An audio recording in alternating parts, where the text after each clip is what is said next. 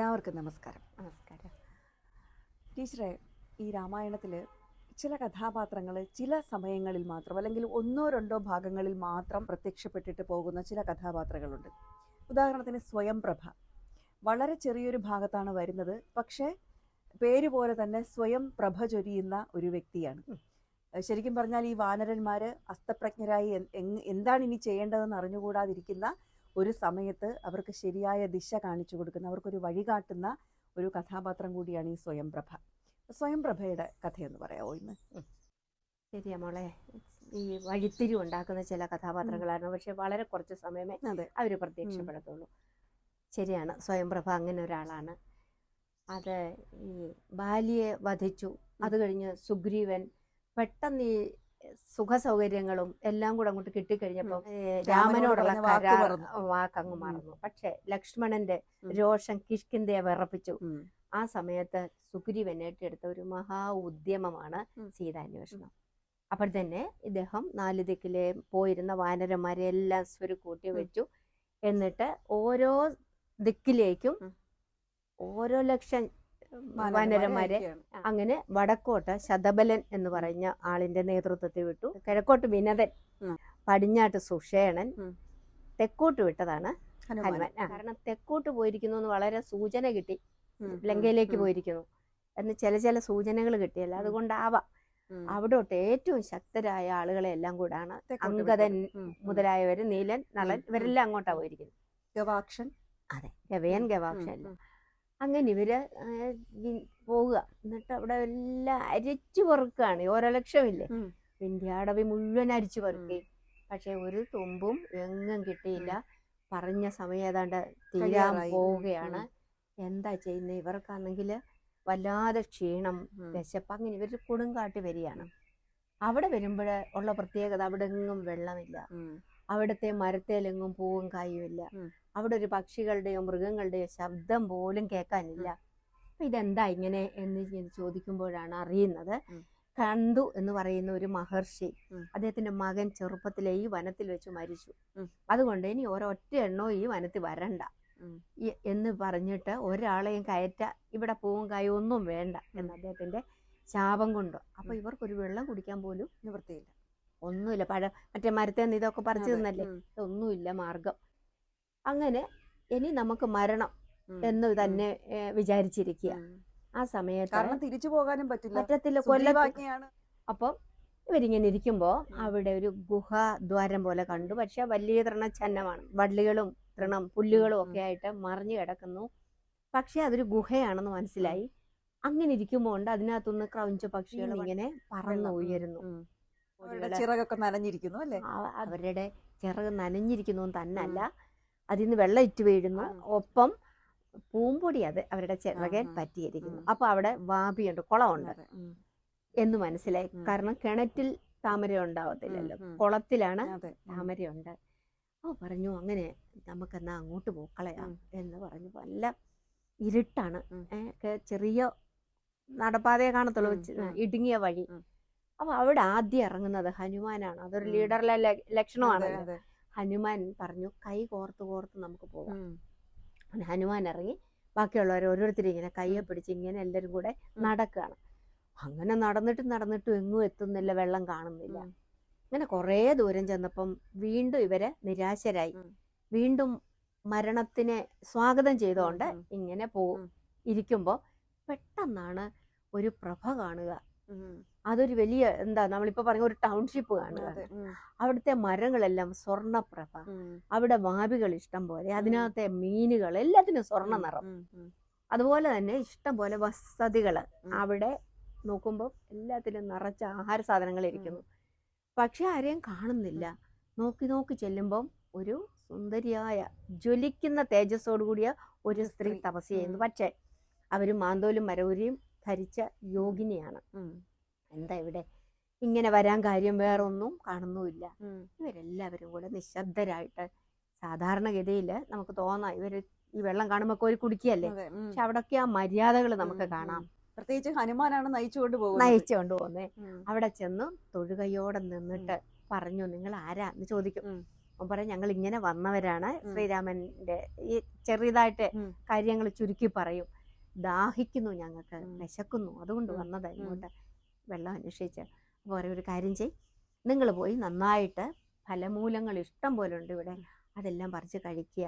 ആഹാര സാധനങ്ങളുണ്ട്, വെള്ളമുണ്ട്. ഇതെല്ലാം കഴിഞ്ഞ് നിങ്ങള് സത്കരിക്കപ്പെട്ടവരായിട്ട്, ഇപ്പൊ അസത്തായിട്ടാ വന്നേക്കുന്നത്, സത്കരിക്കുക എന്നുള്ളതിന് അതാർത്ഥം. സത്കരിക്കപ്പെട്ടവരായിട്ട് നിങ്ങൾ വന്നാട്ടെ, അപ്പൊ ഞാൻ കാര്യങ്ങൾ പറയാം. ഇവരുടനെ തന്നെ നാനാ ദിക്കിലേക്ക് നടന്ന് എല്ലാവരും ഇഷ്ടം പോലെ വെള്ളം കുടിച്ചു, ഭക്ഷണം കഴിച്ചു. ഇതെല്ലാം കഴിഞ്ഞിട്ട് ഇവിടെ വരും. അപ്പൊ വാൽമീകി രാമായണത്തിൽ പറയുന്നത്, മയൻ എന്ന മായാവി ബ്രഹ്മാവിനെ തപസ് ചെയ്തു വരം നേടി, നിനക്ക് ഇഷ്ടമുള്ളത് സൃഷ്ടിക്കാനുള്ള വരം.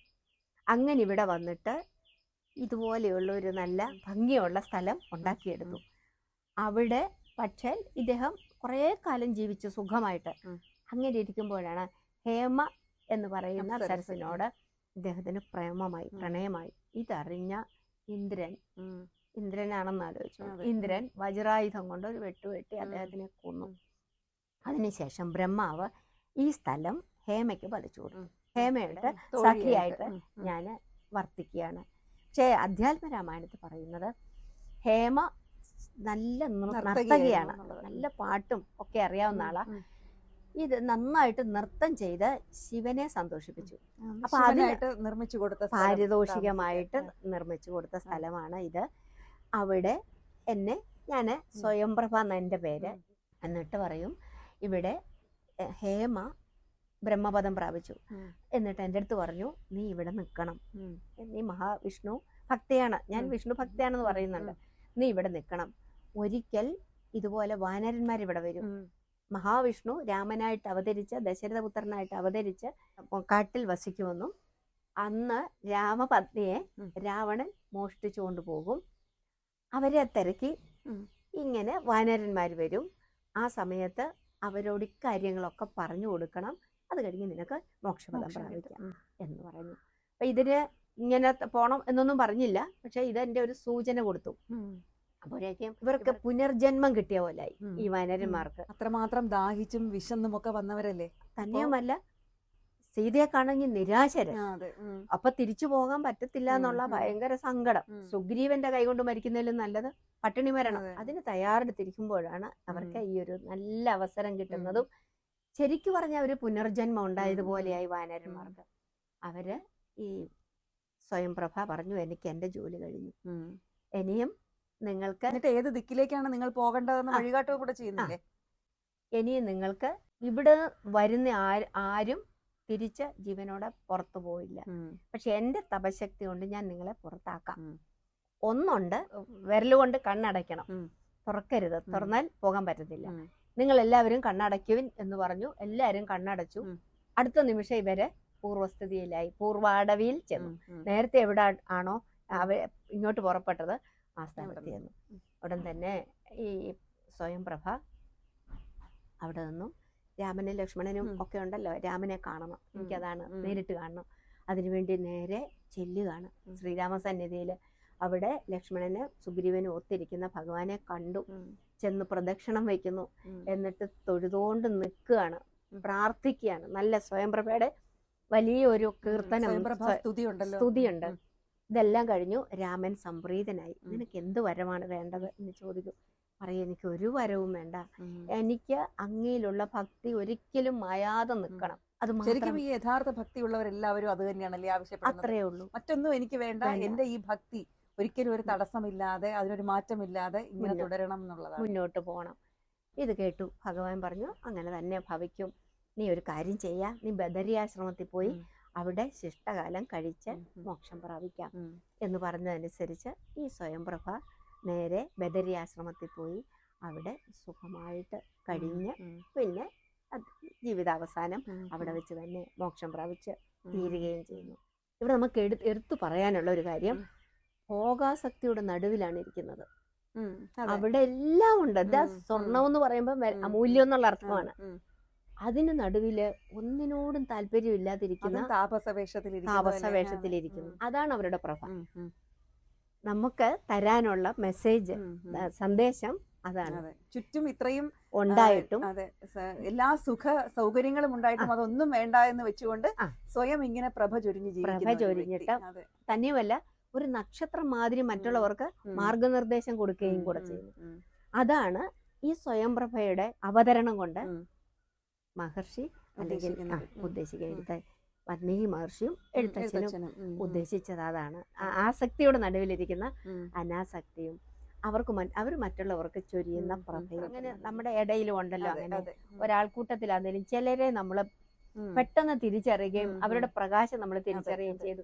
ഒരു പത്മനാഭന്റെ ഒരു കഥ പോലും ഉണ്ടല്ലേ, പ്രകാശം പരത്തുന്ന പെൺകുട്ടി.